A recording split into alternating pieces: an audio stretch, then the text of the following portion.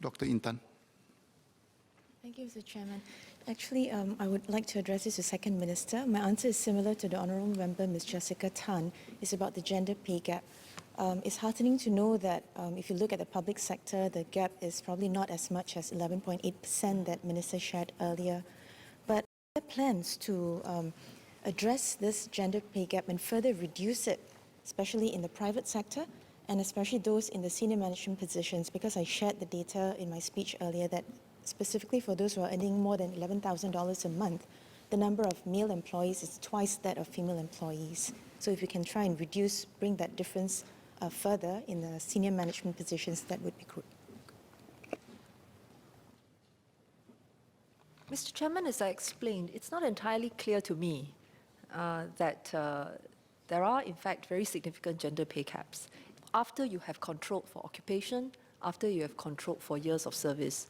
So I think the best thing that we can do is go back to what will enable the women to make progress in their careers, which is not to exit, and the way in which to do it is to make flexible work arrangements available to them.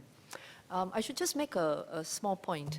Actually, I looked at the public sector data, and it was quite interesting. Certainly among the super-scale officers, there is no difference between the male and female officers. And then for the other grades, as I mentioned, it has to do sometimes with the composition, what kinds of works they are doing. So I hope that addresses your question. Ms. Dhanalakshmi.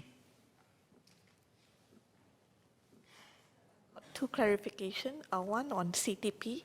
Does this capability transfer program apply to private and public sector and government agencies, or is it only for the private sector? That's the first question. The second is on workplace abuse and harassment. Just wish to know Second Minister's Josephine Teo take on what she feels about having a tripartite standards of managing abuse, workplace abuse and harassment, rather than having it subsumed under the grievance handling or grievance management tripartite standards.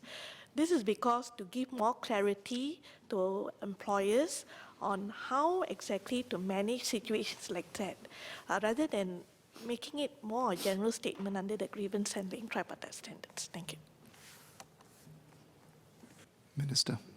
Mr. Chairman, I answer a quick one. For CTP, funding support is only for the private sector organizations, not for public sector. Yeah. That means, does it apply to healthcare sector? Because it's like quasi-government. Healthcare sector, I think hospital, you are not a government, right?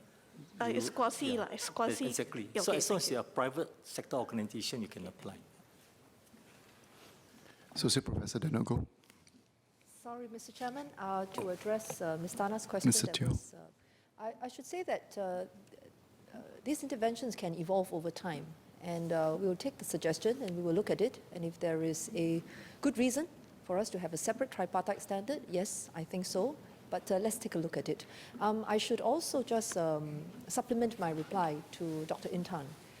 In the private sector, it's very hard for the government to intervene. But I cannot imagine why in the private sector the employers wouldn't figure that they should reward according to talent. And if there are specific instances where someone has been discriminated against, I'd be very interested to find out.